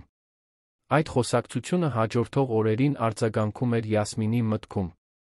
Եվ հենց այդ ժամանակ նա մի գաղափար ունեցավ։ Մի մեծ, սարսափելի, բայց հուզիչ գաղափար։ Նա այն ներկայացրեց Արմենին մի կեսօր, ներխուժելով նրա սենյակ այն բնորոշ ոգորությամբ, որը նա սովորել էր սիրել։ Իսկ եթե մենք մի ծրագիր ստեղծենք այստեղ, Techvision-ում։ Մի ծրագիր պետական դպրոցների երեխաներին, հատկապես նրանց, ովքեր ռեսուրսներ չունեն, ծրագրավորում տեխնոլոգիա սովորեցնելու համար։ Մենք կարող ենք օգտագործել ընկերության տարածքները հանգստյան օրերին, բերել լավագույն մասնագետներին որպես կամավոր ուսուցիչներ, տրամադրել սարքավորումներ։ Դա կլինի անվճար տեխնոլոգիական դպրոցի պես մի բան։ Արմենը նայեց նրան, այդ փայլուն աչքերով հսկայական երազանքներով աղջկան, զգաց, թե ինչպես է իր կրծքում ինչ-որ բան ընդարձակվում։ Դա հպարտությունից ավելին էր։ Դա ճանաչում էր։ Ճանաչումն այն բանի, որ նա տեսնում էր մի բան, որը տասնամյակներ էր պահանջվել իրենից տեսնելու համար։ Որ իրական հաջողությունը չափվում է այն դրական ազդեցությամբ, որը մենք ունենում ենք մեր շրջապատի կյանքերի վրա։ Դա փայլուն գաղափար է, Յասմին։ Եկեք դա իրականություն դարձնենք։ Հաջորդող շաբաթներին Արմենն ու Յասմինը միասին աշխատեցին նախագծի վրա։ Նա զբաղվում էր վարչական ֆինանսական ասպեկտներով, մինչդեռ նա մշակում էր ուսումնական պլանը դասերի ձաչափը։ Կարենը միացավ նախաձեռնությանը, ինչպես նա ընկերության մի շարք այլ աշխատակիցներ, ովքեր կամավորագրվեցին։ Լուրը տարածվեց, շուտով ավելի քան 200 երեխաների սպասման ցուցակ կար, ովքեր ցանկանում էին մասնակցել։ Techvision երիտասարդ տաղանդների ինստիտուտը բացվեց սեպտեմբերյան մի կիրակի օր, զբաղեցնելով ընկերության շենքի 2 հարկ, որոնք հատուկ վերանորոգվել էին, տեղավորելու համար հագեցած դասասենյակներ, համակարգչային լաբորատորիաներ, հանգստի գոտիներ։ Յասմինը պնդեց, որ անունը իրեն նվիրված չլինի, այլ ներկայացնի ամբողջ ընկերությունը նրա նոր նպատակը։ Բացման արարողությանը Արմենը ելույթ ունեցավ ծնողների, երեխաների, աշխատակիցների մի քանի լրագրողների լսարանի առջ, ովքեր լուսաբանելու էին միջոցառումը։ Նա խոսեց երկրորդ հնարավորությունների մասին, այն մասին, թե ինչպես գրեթե կորցրեց ամեն ինչ, թե ինչպես մի արտասովոր աղջիկ փրկեց իրեն ոչ միայն ֆինանսական, այլ անձնական կոլապսից։ Խոսեց այն մասին, թե ինչպես սովորեց արժեք տեսնել այնտեղ, որտեղ նախկինում միայն թվեր էր տեսնում, այն մասին, թե ինչպես բացահայտեց, որ մարդիկ են ցանկացած ընկերության իրական ակտիվը։ Եվ այսօր այստեղ նայելով այս բոլոր երեխաներին, շարունակեց նա, ձայնը հուզված, ես տեսնում եմ ապագան։ Ես տեսնում եմ անսահման ներուժ։ Ես տեսնում եմ Յասմինների յուրաքանչյուր հետաքրքրասեր դեմքի մեջ։ Եվ մեր պարտավորությունն է յուրաքանչյուրին փայլելու հնարավորություն տալ, անկախ նրանից, թե որտեղից են եկել կամ որքան գումար ունեն իրենց ընտանիքները։ Ծափահարությունները ջերմ էին, բայց Արմենը միայն մեկ դեմքի վրա էր կենտրոնացած լսարանում։ Դավիթն այնտեղ էր, ամբոխի մեջ, ժպտում էր անկեղծ հպարտությամբ։ Նրա կողքին Մարիամը նույնպես ժպտում էր, զգուշորեն սրբելով արցունքները։ Ամուսնալուծությունից ի վեր առաջին անգամ երեքը նույն միջավայրում էին առանց լարվածության, միավորված իրենց անցյալի տարբերություններից ավելի մեծ բանով։ Արարողությունից հետո Դավիթը մոտեցավ հորը։ Հիանալի էր, հայր։ Իսկապես։ Դու կարևոր բան ես անում։ Արմենը գրկեց որդուն, երկար ու ամուր գրկախառնությամբ։ Փորձում եմ որոշ սխալներ ուղղել։ Հուսով եմ, շատ ուշ չէ։ Երբեք ուշ չէ, պատասխանեց Դավիթը, Արմենը զգաց, որ թերս, ընդամենը թերս, դեռ հնարավորություն կա վերականգնելու այն կամուրջը, որը թույլ էր տվել փլուզվել։ Բայց ամեն ինչ տոնախմբություն չէր։ Ինստիտուտի բացումից մի քանի շաբաթ անց Յասմինը նոր կասկածելի մուտքեր հայտնաբերեց համակարգում։ Այս անգամ դրանք գալիս էին երկրից դուրս, օֆշորային գոտիներում գտնվող սերվերներից, որոնք հայտնի էին կասկածելի գործողություններ հյուրընկալելով։ Հետաքննությունը բացահայտեց, որ Ռուբենը Հասմիկը նույնիսկ ընկերությունից հեռացված տեղեկություններ էին վաճառել միջազգային մրցակիցներին։ Ոչ միայն Tech-Vision-ի մասին տվյալներ, այլ հաճախորդների, գործընկերների ընթացիկ պայմանագրերի մասին։ Իրավիճակը լուրջ էր։ Դատական գործընթացներն ակտիվացվեցին, բայց վնասն արդեն հասցված էր։ Որոշ գործընկեր ընկերություններ խզեցին պայմանագրերը, իմանալով, որ գաղտնի տեղեկությունները վտանգվել են։ Tech-Vision-ի իմիջը, որն արդեն վնասվել էր ներքին դավաճանության մասին լուրերից, նոր հարված ստացավ։ Նյարդայնացած ներդրողները սկսեցին կասկածի տակ դնել ընկերության անվտանգությունը։ Global Tech-ի հետ միաձուլումը, որն այնքան տոնվել էր ամիսներ առաջ, սկսեց վերանայվել օտարերկրյա գործադիրների կողմից։ Արմենը դժվար օրեր ապրեց, լարված հանդիպումներով, փաստաբանների հետ հեռախոսազրույցներով, անհանգիստ հաճախորդների հետ բարդ խոսակցություններով։ Բայց այս անգամ նա մենակ չէր։ Նա ուներ իր շուրջը մի թիմ, որը վստահում էր իրեն, որը միասին աշխատում էր վերականգնման համար։ Նա ուներ Կարենին, ժայռի պես ամուր, որը համակարգում էր տեխնիկական պատասխանը։ Նա ուներ Յասմինին, նույնիսկ այդքան երիտասարդ, որն առաջարկում էր արժեքավոր պատկերացումներ, թե ինչպես ավելի լավ պաշտպանել համակարգերը։ Եվ նա ուներ, տարիների մեջ առաջին անգամ, նորացված կապ որդու հետ։ Դավիթը սկսեց մի քանի անգամ այցելել նրան ընկերություն, հետաքրքրված հոր աշխատանքով։ Արմենը ջանք չէր խնայում ժամանակ հատկացնելու տղային, ցույց տալու գործունեությունը, ներկայացնելու մարդկանց, բացատրելու մարտահրավերները։ Եվ բացահայտեց, որ որդին հետաքրքիր տեսլական ուներ ինտերֆեյսների դիզայնի վերաբերյալ, մի բան, որը երբեք չգիտեր, որովհետև երբեք չէր հարցրել։ Մի հատկապես դժվար երեկո, երբ մեծ պայմանագրեր կորցնելու հավանականությունը մոտալուտ էր թվում, Արմենը մենակ էր իր գրասենյակում, երբ Յասմինը հայտնվեց։ Նա պետք է տանը լիներ, բայց զանգել էր մորը, խնդրելով մի փոքր էլ մնալ։ Նա նստեց նրա սեղանի դիմացի աթոռին, փոքրիկ ոտքերը օրորվում էին, չհասնելով հատակին։ «Հանձնվելու եք, պարոն Արմեն», հարցրեց նա ուղիղ։ «Մտածում եմ դրա մասին», խոստովանեց նա, չափազանց ազնիվ նրան ստելու համար։ «Հոգնել եմ, Յասմին։ Հոգնել եմ դավաճանությունների դեմ պայքարելուց, վերակառուցելուց այն, ինչ պնդում են ոչնչացնել։ Հիշում եք, երբ ինձ գտաք այն գիշեր։ Ես կարող էի մնալ ճաշարանում, լուռ, չխառնվել։ Բայց ես տեսա մեկին, ով օգնության կարիք ուներ, որոշեցի գործել։ Ոչ թե որովհետև հեշտ էր կամ որովհետև վստահ էի, որ կկարողանամ, այլ որովհետև դա ճիշտ էր»։ Յասմինը թեքվեց առաջ։ «Դուք այստեղ կարևոր բան եք կառուցել։ Ոչ միայն ընկերությունը, այլ ինստիտուտը, այն հնարավորությունները, որոնք տալիս եք այնքան շատ երեխաների։ Հիմա հանձնվելը կլիներ դավաճանել նրանց բոլորին»։ Աղջկա խոսքերը ուղիղ խոցեցին Արմենին։ Նա ճիշտ էր։ Հանձնվելը հեշտ կլիներ, նույնիսկ արդարացված։ Բայց ճիշտ չէր լինի։ Ոչ այն ամենից հետո, ինչ սովորել էր, ոչ այն բոլոր մարդկանցից հետո, ովքեր այժմ կախված էին իրենից ոչ միայն աշխատավարձի, այլ հույսերի համար։ Դու ճիշտ ես, Յասմին։ Ինչպես միշտ։ Արմենը հոգնած ժպտաց։ Կշարունակենք պայքարել։ Բայց այս անգամ ոչ մենակ։ Այս անգամ ձեզ բոլորիդ հետ իմ կողքին։ Եվ հենց դա էլ արեցին։ Հաջորդող շաբաթներին Tech-Vision-ը ներդրեց հայկական շուկայում ամենաամուր անվտանգության միջոցները։ Յասմինն Կարենի հսկողությամբ ղեկավարեց մի մոնիթորինգի համակարգի ստեղծումը, որը ոլորտում չափանիշ դարձավ։ Խնդիրները թաքցնելու փոխարեն Արմենը թափանցիկ էր հաճախորդների գործընկերների հետ, ցույց տալով հենց այն, ինչ արվում էր, ապահովելու, որ ապագա խախտումներն անհնար լինեն։ Ազնվությունն ու նվիրվածությունը տպավորեցին։ Որոշ պայմանագրեր փրկվեցին։ Նորերը կնքվեցին այն ընկերությունների հետ, որոնք գնահատում էին թափանցիկությունը։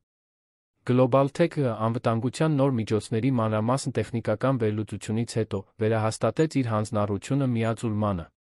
Tech-Vision-ը ոչ միայն վերապրեց այս մեկ փոթորիկը, այլ դուրս եկավ ավելի ուժեղ, ավելի հարգված։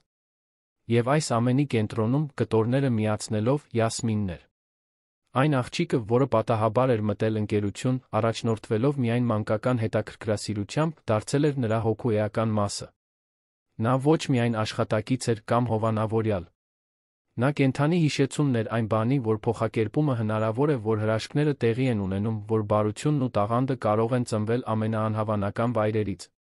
Հոկտեմբերյան մի կեսօր, մինչ Արը մայր էր մտնում երանի վրա, երկինքը ներկելով նարնջագույնով վարդագույնով, Արմենը իր գրասենյակի պատուհանից դիտում էր ինստիտուտի երեխաներին, որոնք դասերից դուրս էին գալիս, պայուսակները մեջքներին, ժպիտները դեմքներին, երազանքներն աչքերում։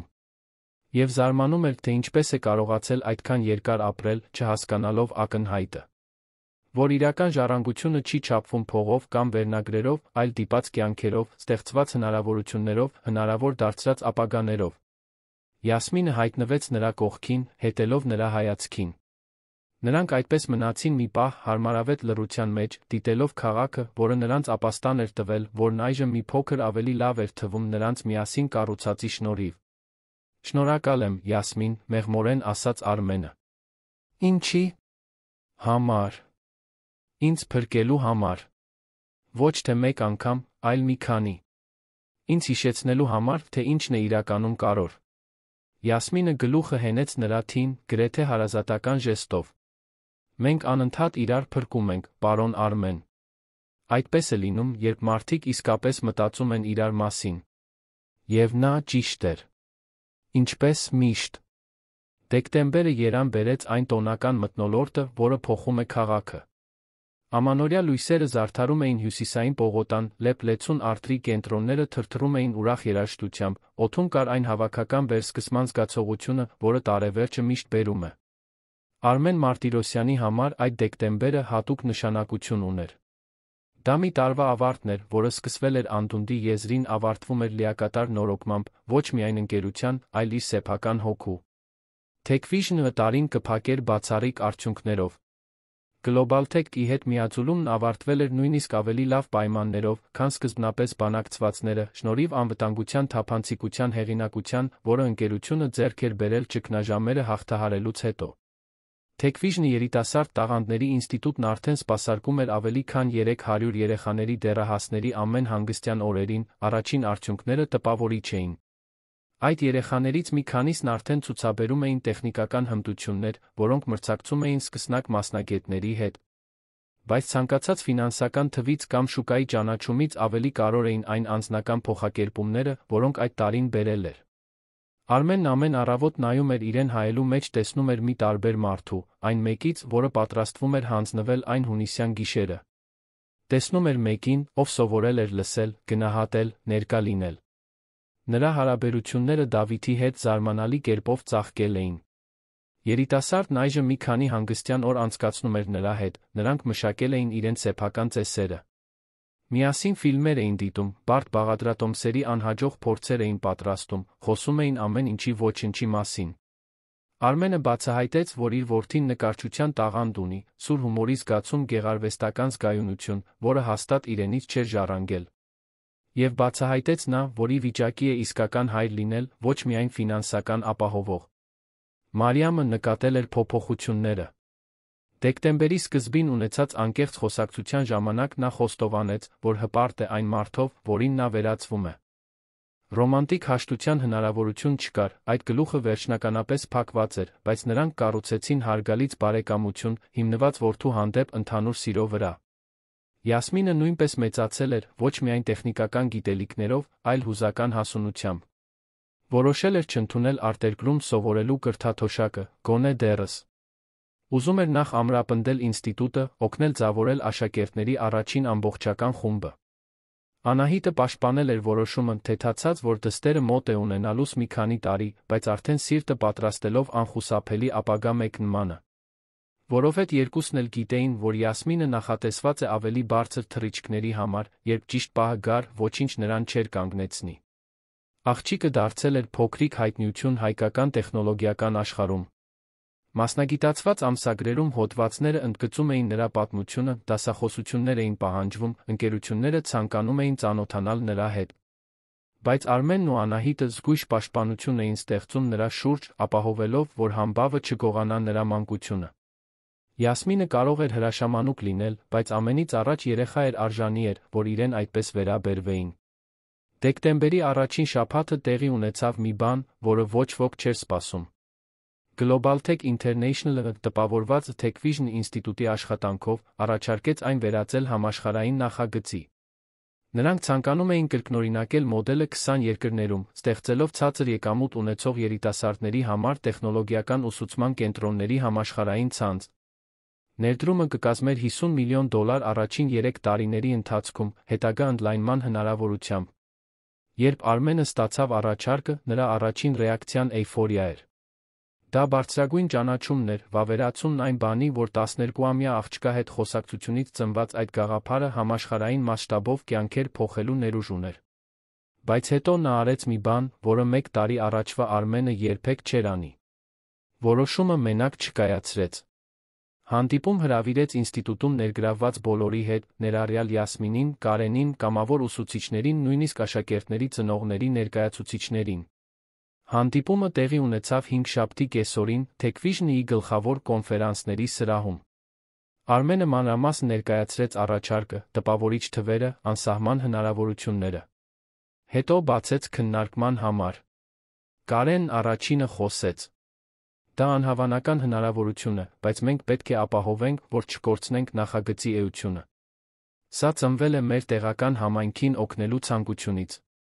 Եթե այն դառնա հսկայական կորպորատիվ գործողություն, կարող է կորցնել իր հոգին։ Մի քանի ուրիշներ համաձայնեցին։ Կար օրինական անհանգստություն, որ համաշխարհային ընդլայնումը կնվազեցնի այն անձնական ջերմ բնույթը, որը ինստիտուտը դարձնում էր առանձնահատուկ։ Մայրերից մեկը ամաչկոտ ձեռք բարձրացրեց։ Իմ որդին այստեղ սովորում է 3 ամիս։ Կյանքում առաջին անգամ նա շաբաթ առավոտ ոգորված է արթնանում։ Գիտեք ինչու։ Որովհետև այստեղ բոլորին անունով գիտի։ Որովհետև ուսուցիչները գիտեն, որ նա խաղեր է սիրում, դասերը հարմարեցնում են խաղերի օրինակներ օգտագործելու համար։ Սա չի կարելի կորցնել։ Յասմինը լուռ էր, ուշադիր լսում էր ամեն ինչ։ Երբ բոլորը վերջացրին խոսելը, նա խոսք խնդրեց։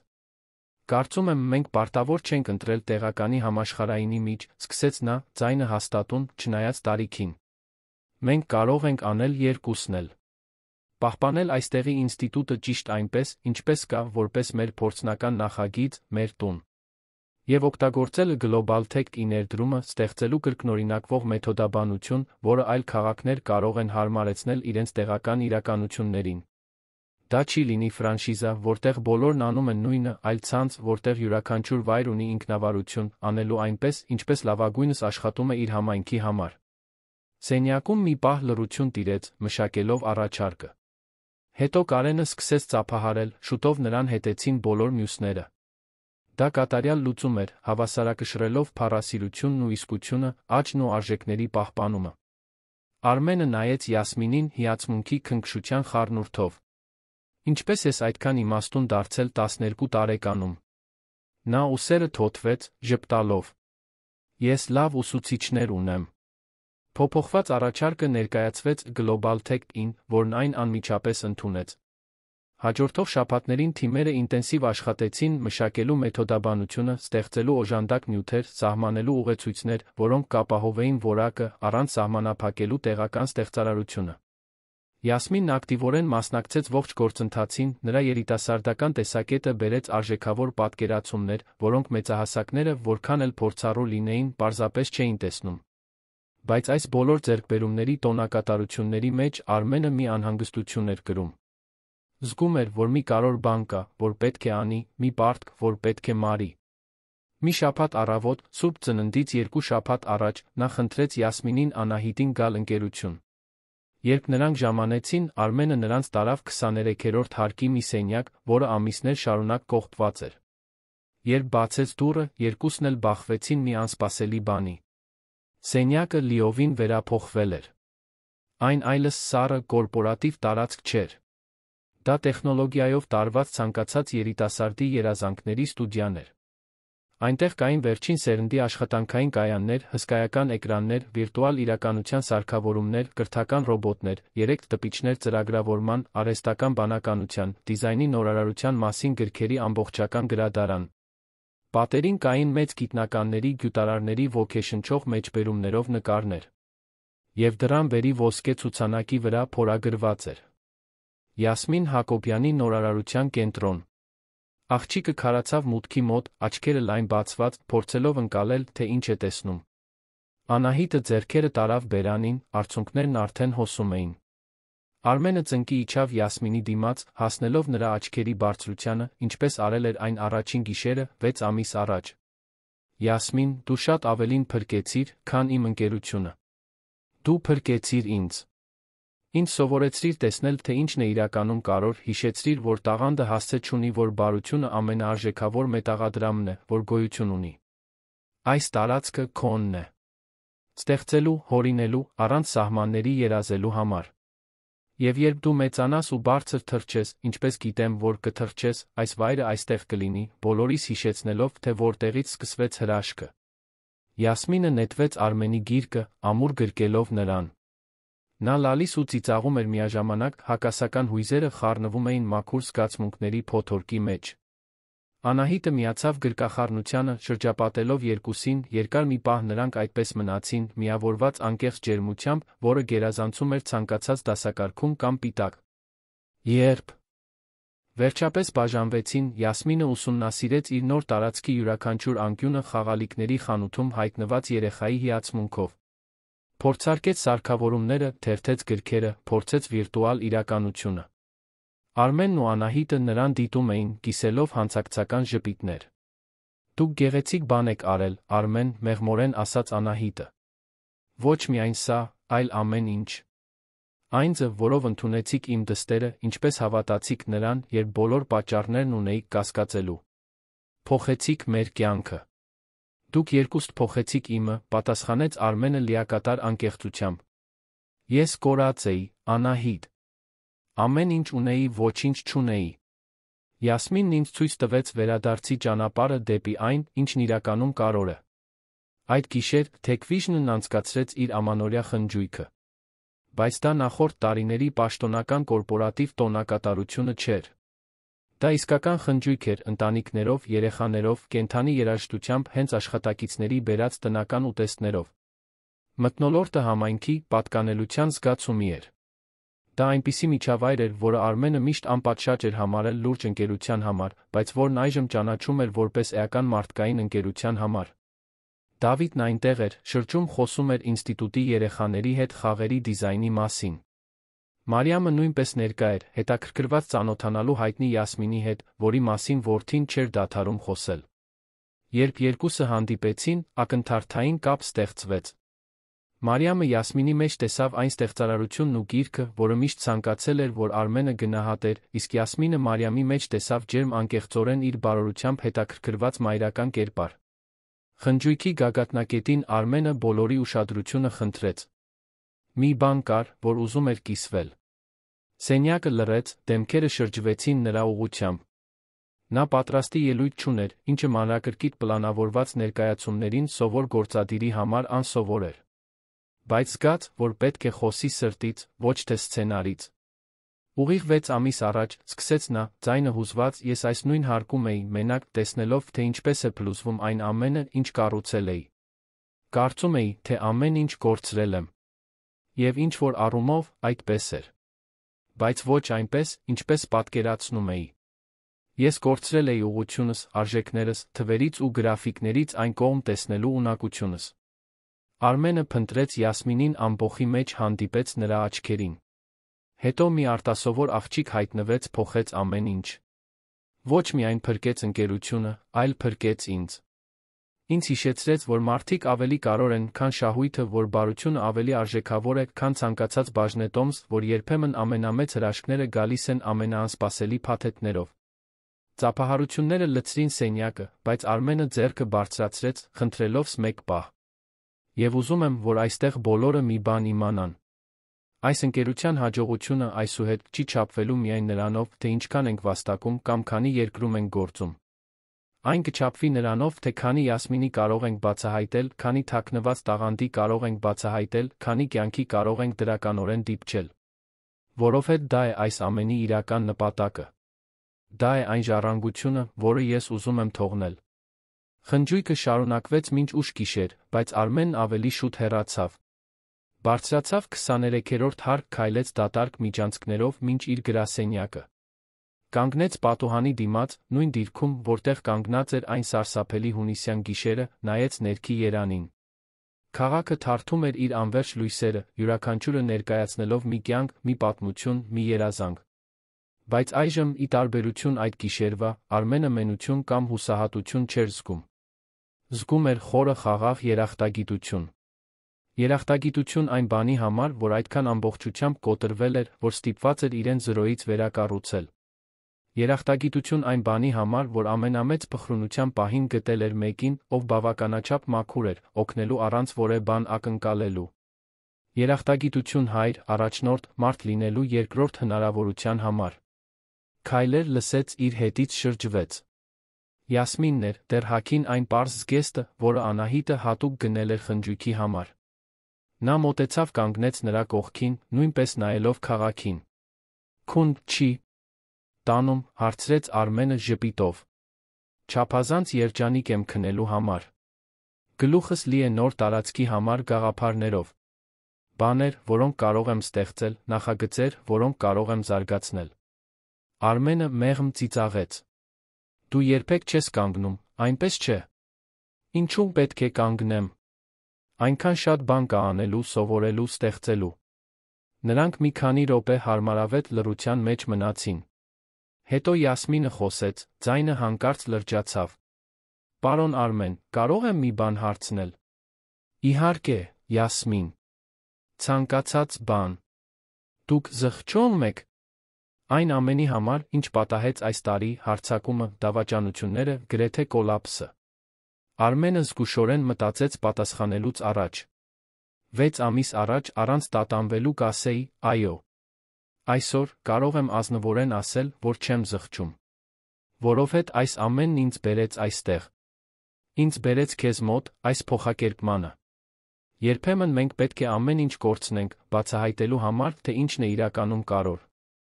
Յասմինը մտախոհ գլխով արեց։ Կարծում եմ, հասկանում եմ։ Ինչպես երբ իմ հին պլանշետը կոտրվեց, ես կարծեցի, թե դա աշխարհի վերջն է։ Բայց հենց այդ կոտրված պլանշետն ինձ ստիպեց սովորել, թե ինչպես վերանորոգել իրերը, դա բացեց հնարավորությունների մի ամբողջ նոր աշխարհ։ Ճիշտ այդպես համաձայնեց Արմենը, մեկ անգամ տպավորված այդ արտասովոր երեխայի իմաստությամբ։ Յասմինը հորանջեց, վերջապես տեղի տալով հոգնածությանը։ Կարծում եմ, կվերադառնամ խնջույքին։ Մայրս երի ինձ է փնտրում։ Մինչ նա դուրս կգար, Արմենը կանչեց նրան։ Յասմին, սպասիր։ Նա շրջվեց, հետաքրքրված։ Ուզում եմ, որ իմանաս, որ անկախ նրանից, թե ինչ կբերի ապագան, անկախ նրանից, թե ուր կտանի քեզ կյանքը, դու միշտ այստեղ տեղ կունենաս։ Ոչ միայն ֆիզիկական տարածք, այլ տեղ այս ընկերության սրտում, իմ սրտում։ Դու հիմա ընտանիք ես։ Յասմինի աչքերը լցվեցին արցունքներով, բայց նա ժպտաց դրանց միջով։ Դուք նույնպես իմ ընտանիքն եք, պարոն Արմեն։ Դուք այստեղի բոլորը։ Նա վազեց, վերջին անգամ գրկելու նրան, նախքան խնջույքին վերադառնալը։ Արմենը տեսավ, թե ինչպես է նա անհետանում միջանցքով այդ փոքրիկ, բայց կարողությամբ հսկայական կերպարը, զգաց, որ իր սիրտը լցվում է մի երջանկությամբ, որը տարիներ շարունակ չէր զգացել։ Թերս երբեք իսկապես չէր զգացել։ Հաջորդող ամիսները բերեցին էլ ավելի շատ փոխակերպումներ։ Ինստիտուտի համաշխարհային նախագիծը սկսեց իրականացվել տարբեր երկրների 5 փորձնական քաղաքներում։ Յասմինը ճանապարհորդեց դրանցից մի քանիսը, միշտ Անահիտի ուղեկցությամբ, օգնելու տեղական ուսուցիչների վերապատրաստմանը, մեթոդաբանության հարմարեցմանը։ Առաջին անգամ տեսավ աշխարհը, ծանոթացավ տարբեր մշակույթների, բայց միշտ վերադառնում էր երան, տան կարոտով։ Թեքվիժնը շարունակեց աճել, բայց այժմ այլ փիլիսոփայությամբ։ Արմենը ներդրեց աշխատակիցների գնահատման քաղաքականություն, որը չափանիշ դարձավ շուկայում։ Ստեղծեց ներքին մենթորության ծրագրեր, բաց հաղորդակցության ուղիներ, տարածքներ, որտեղ տաղանդները կճանաչվեին, անկախ հիերարխիայից։ Ընկերությունը դադարեց լինել պարզապես աշխատելու վայր, դարձավ մի համայնք, որտեղ մարդիկ ցանկանում էին լինել։ Դավիթը որոշեց, որ ցանկանում է կարիերա սկսել օգտատիրոջ փորձառության դիզայնի ոլորտում, ոգեշնչված այն աշխատանքով, որ տեսնում էր Թեքվիժնում։ Արմենն ամբողջությամբ աջակցեց նրան, նույնիսկ առաջարկելով պրակտիկա հենց ընկերությունում, երբ ժամանակը գա։ Հայր ու որդի դարձան իսկական ընկերներ, Արմենը բացահայտեց իր սեփական որդուն որպես անհատ ճանաչելու ուրախությունը, ոչ միայն որպես ծնողական պարտականություն։ Եվ Յասմինը շարունակեց մնալ Յասմին։ 13 տարեկանում նա արդեն մշակել էր 3 կրթական հավելված, որոնք ընդունվել էին Հայաստանի պետական դպրոցների կողմից։ 14 տարեկանում նա դասախոսություն կարդաց միջազգային տեխնոլոգիական կոնֆերանսում, որը վիրուսային դարձավ համացանցում, ոգեշնչելով միլիոնավոր երիտասարդների ամբողջ աշխարհում։ Բայց երբեք չկորցրեց այն խոնարհ անկեղծ էությունը, որը նրան առանձնահատուկ էր դարձնում։ Շարունակեց ապրել նույն բնակարանում Անահիտի հետ, շարունակեց սովորել պետական դպրոցում, շարունակեց լինել նույն հսկայական սրտով աղջիկը, որը մի օր որոշեց հարցնել գլխիկոր անծանոթին, թե կարող է օգնել։ Տարիներ անց, երբ լրագրողները հարցնում էին Արմենին այն վճռորոշ պահի մասին, որը փոխեց Tech-Vision-ը իր սեփական կյանքը, նա միշտ նույն պատմությունն էր պատմում։ Հունիսյան մի գիշերվա, բացարձակ հուսահատության, բաց վերքերի պես թարթող կարմիր ազդանշանների պատմությունը։ Եվ վարդագույն հուդյով հին պլանշետով մի աղջկա պատմությունը, որը բերեց ոչ միայն տեխնիկական լուծումներ, այլ մարդկային փրկություն։ Որովհետև, ի վերջո, Արմենը սովորեց, որ ընկերությունները կառուցվում են մարդկանց, ոչ թե ալգորիթմների կողմից։ Որ հաջողությունն առանց նպատակի պարզապես դատարկ թվեր են աղյուսակներում։ Որ երբեմն ամեն ինչ կորցնելը անհրաժեշտ է, գտնելու համար այն, ինչն իրականում կարևոր է։ Եվ որ ամենամեծ հրաշքները չեն ուղեկցվում շեփորներով լուսարձակներով, այլ միջանցքում թեթ քայլերով, հետաքրքրասեր աչքերով, առատաձեռն սրտերով, որոնք պատրաստ են հարցնել, նույնիսկ բոլորովին անծանոթին, մի պարզ հզոր հարց. Կարո՞ղ եմ օգնել։ Եվ այդ հարցը, որ տրվեց անհավանական մի գիշեր մի արտասովոր աղջկա կողմից, հավերժ կարձագանքեր Tech-Vision-ի միջանցքներում։ Ոչ թե որպես կորպորատիվ քաղաքականություն կամ մարքեթինգային կարգախոս, այլ որպես մշտական հիշեցում այն բանի, որ իսկական փոխակերպումը սկսվում է, երբ մենք նայում ենք մեր սահմաններից այն կողմ, երբ արժեք ենք տեսնում այնտեղ, որտեղ ուրիշները տեսնում են անտեսանելիություն, երբ հրաժարվում ենք գիտելիքի ամբարտավանությունից, ընդունելու համար սովորելու խոնարհությունը նրանցից, ումից ամենաքիչն ենք սպասում։ Երանը շարունակում էր բաբախել դրսում, հակադրությունների հակասությունների, պայքարների երազանքների քաղաք։ Եվ այս հսկայական մետրոպոլիսի ինչ-որ մի տեղ, անշուշտ, կային այլ Յասմիններ, որոնք սպասում էին ընդամենը մի հնարավորության, մի ուշադիր հայացքի, մեկին, ով պատրաստ կլիներ հավատալ։ Եվ շնորհիվ այն բանի, ինչ մի աղջիկ մի գործարար միասին կառուցեցին, սկսած մի սարսափելի գիշերից, որը վերածվեց անհավանական հրաշքի, ավելի ու ավելի շատ այդպիսի Յասմիններ էին հայտնաբերվում, զարգացվում, տոնվում։ Որովհետև, ի վերջո, ոչ թե տեխնոլոգիաներն են փոխում աշխարհը, այլ մարդիկ։ Միշտ այդպես է եղել։ Միշտ այդպես կլինի։ Սիրելի ունկնդիրներ, հուսով ենք, որ Արմենի Յասմինի պատմությունը խորապես հուզեց ձեր սիրտը։ Եթե դուք հուզվեցիք վերսկսման, ներման փոխակերպման այս ճանապարհորդությունից, դրեք ձեր հավանումը այս տեսանյութին բաժանորդագրվեք մեր ալիքին, բաց չթողնելու համար ոչ մի պատմություն։ Մեկնաբանություններում պատմեք, թե որ պահն է ձեզ ամենաշատը տպավորել, արդյոք դուք ձեզ նույնացրիք Արմենի, Յասմինի կամ որե հատուկ ուղերձի հետ, որ այս պատմությունը բերեց ձեր կյանք։ Ամեն օր մենք բերում ենք այսպիսի ինտենսիվ ոգեշնչող պատմություններ, որոնք բացահայտում են մարդկային հոգու ամենախոր զգայուն կողմը, որոնք մեզ հիշեցնում են, որ երբեք ուշ չէ վերսկսել, որ հրաշքները տեղի են ունենում, երբ մենք բացում ենք մեր սիրտը։ Սպասում ենք ձեզ հաջորդ դրվագում, մեկ պատմությամբ, որը կխառնի ձեր հույզերը։ Մինչ այդ, միշտ հիշեք. երբեմն փրկությունը գալիս է ամենաանսպասելի վայրերից, բարության մի պարզ ժեստը կարող է ընդմիշտ փոխել կյանքեր։